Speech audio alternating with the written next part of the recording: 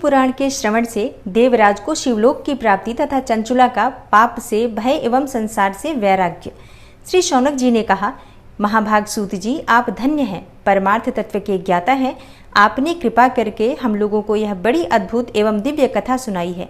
भूतल पर इस कथा के समान कल्याण का सर्वश्रेष्ठ साधन दूसरा कोई नहीं है।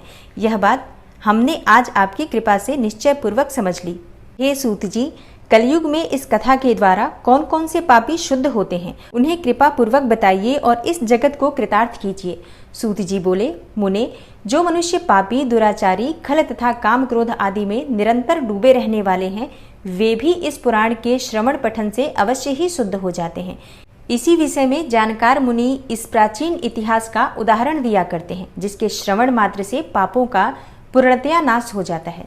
पहले की बात है, कहीं किरातों के नगर में एक ब्राह्मण रहता था, जो ज्ञान में अत्यंत दुर्बल, दरिद्र, रस बेचने वाला तथा वैदिक धर्म से विमुख था। वह स्नान, संध्या आदि कर्मों से भ्रष्ट हो गया था और वैश्यावृत्ति में तत्पर रहता था।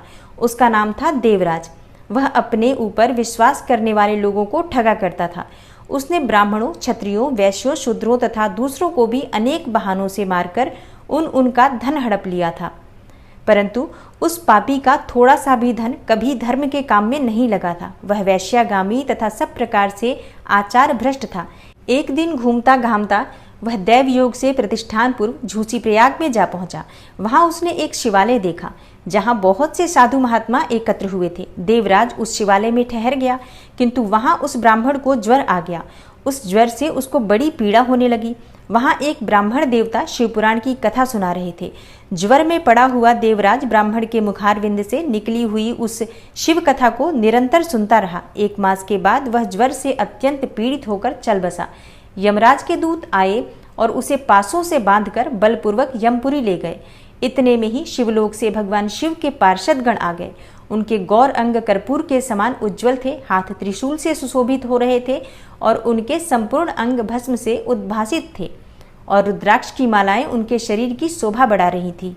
वे सबके सब क्रोधपूर्वक यमपुरी में गए और यमराज के दूतों को मार पीट कर बारंबार धमकाकर उन्होंने देवराज को उनके चंगुल से छुड़ा लिया और अत्यंत अद्भुत विमान पर बिठाकर जब वे शिवदूत कैलाश जाने को उद्यत हुए, उस समय यमपुरी में बड़ा भारी कोलाहल मच गया और उस कोलाहल को सुनकर धर्मराज अपने भवन से बाहर निकले। साक्षात दूसरे रुद्रों के समान प्रतीत होने वाले उन चारों दूतों को देखकर धर्मज्ञ धर्मराज ने उनका विधि पूर्वक पूजन किया और ज्ञान दृष्टि से देखकर सारा वृतांत जान लिया।